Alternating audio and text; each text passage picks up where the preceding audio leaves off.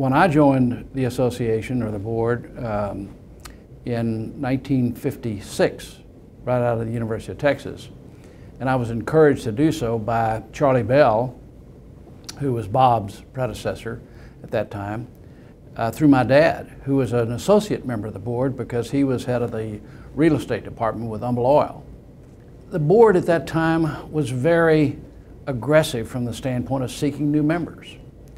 And you had to have 2 existing members endorse you in order to, and sign your application in order to be processed by the committee.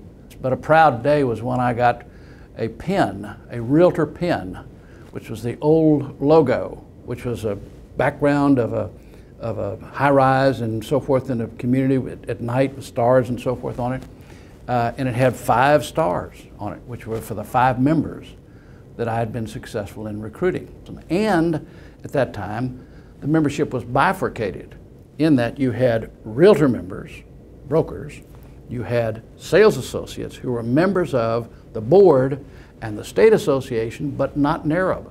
So they were not members of the National Association. So they really couldn't call themselves realtors. And then there were associate members, and associate members weren't brokers. They were title company people, or like my dad, who was an employee of Humble Oil Company and sort of in the business, but not in the brokerage business, and not builders or developers or whatever. And then there were affiliate members, and affiliate members were associate members that paid more money. Well, I was president in 1967, and for the most part, about 80, and I'm sure it was more than that, % of the presidents in those days were commercial. I am not a shrinking violet. And when I set my mind to do something, then, you know, I work earnestly to get that done. And I felt it was important to be president of H.A.R. and N.A.R. I mean, that was my goal. 75, I was president of H.A.R. I'm the only president that ever won by an election from the floor. Usually you go vice president, secretary, treasurer, first vice president, president. I went regional vice president, first vice president, president. I skipped those 2 steps in there. I stood up and I said, gentlemen, I will agree to withdraw my name from nomination on one condition, and that is that you can stand and look me in the eye and tell me I'm not qualified. So we went to the floor and we won with 89% of the vote. And then I went on to be chairman of the legislative committee.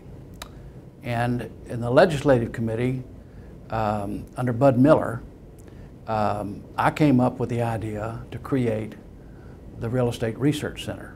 And I had the privilege of serving as the initial chairman. Tony Meeks, who was our director of education, had a friend at A&M who was on their faculty there. And he said, why don't we go over and meet with this friend of mine at A&M and see if A&M would embrace the program. Pat explained to him what we were trying to do, and he said, we will back you 100%. And we would love to have that at Texas A&M. Well, that was a marriage made in heaven. One of my highlights of the year that I was chairman, we had a legislative dinner in the Washington building. And I was seated that evening next to a relatively young congressman from Wyoming, whose name was Dick Cheney. We remained friends because he was a good friend of Al Abrams, who was our staff person that we hired to be our first vice president in charge of political affairs for NAR.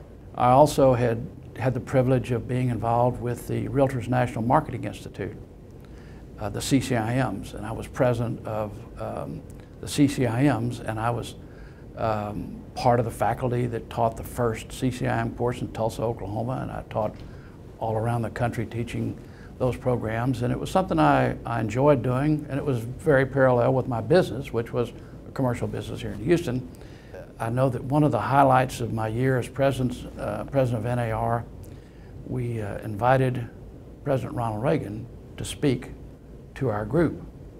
And preceding that, we had a meeting in the Oval Office with he and Elizabeth Dole, who was his chief of staff. And then when we concluded our meeting, we got in the presidential limousine and drove from the White House to the Hilton Hotel, which was a year and a day after he had been shot at the very same hotel. A memorable occasion to have your children there in the audience, and your wife and family and friends, and to introduce the president. And you know, the interesting thing about introducing the president, you don't do a resume. You say, ladies and gentlemen, the President of the United States, and you don't say his name. Conduct your life with integrity. Be honest in your dealings. Work hard. Understand that your client is the one that is paying you and that you serve, and that it's only through that service and a superior service are you not only going to get paid for this transaction, but be paid for subsequent transactions.